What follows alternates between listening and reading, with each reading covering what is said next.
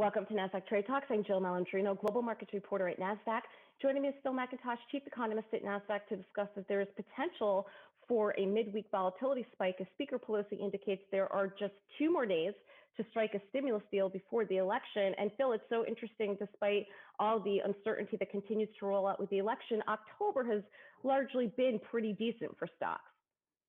Yeah, I mean, net we're up for the month after a relatively bad September, remember, but mostly that's because the stimulus talks have been put back on and people think that we will get a couple of $1 trillion of stimulus if it gets passed. And I think that's the big if. So pre-open this morning, we're expecting the market to be positive by about 1%. It's come back a bit on the back of some of the realization that, we might not have enough time to get agreement from both sides of the House and actually get anything implemented before the election. Well, one thing that's really interesting is taking a look at COVID-19 and election odds, and you discern some pretty cool patterns here. Yeah, I mean, there's a definite correlation between increasing cases and the likelihood of a Biden victory, although actually, if you look at the data, it looks like the odds of a Biden victory lead the new cases. And I think that's just correlation, not causation. I don't think Biden having an extra chance of victory makes the cases go up.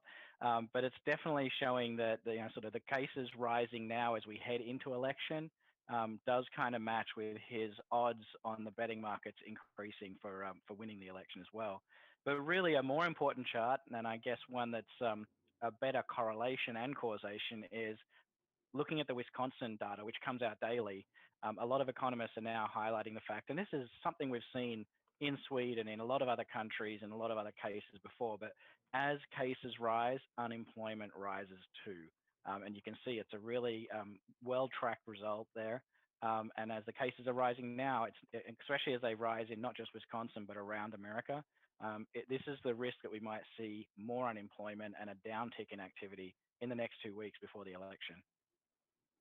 Right. And if we take a look at the following chart here, we know Sturgis, the large motorcycle rally, took place, towards the late end of the summer, and it looks as if the cases are spiking there too. Yeah, it's interesting when you look at where the hotspots are right now, and you look at where Sturgis is located. It's almost in the middle of all of the really active states in terms of the cases per million people, and so a lot of people are starting to say, it takes about 3 or 4 weeks for the cases to pick up and for people to get sick enough for the test to come back positive. And so maybe what we're seeing is actually because of all of those people not socially distancing. I mean, it was mostly an outdoor event from what we could tell, but it definitely looks like those states around Sturgis are the states with much higher caseloads now than most of the rest of America. So clearly coronavirus is still contagious, and these kinds of big gatherings are things that we probably should avoid if we don't want lots of people getting sick.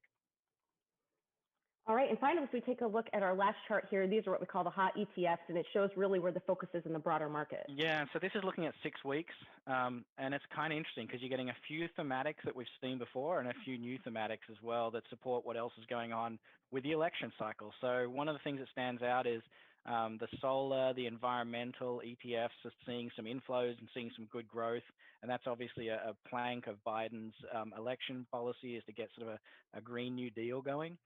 We're seeing outflows from the oil and energy complex, from producers as well as the actual oil, as the demand just hasn't picked up yet. People still aren't flying, and suppliers are kind of keen, I think, to restart some production. We've seen some of the US production facilities start back up as well.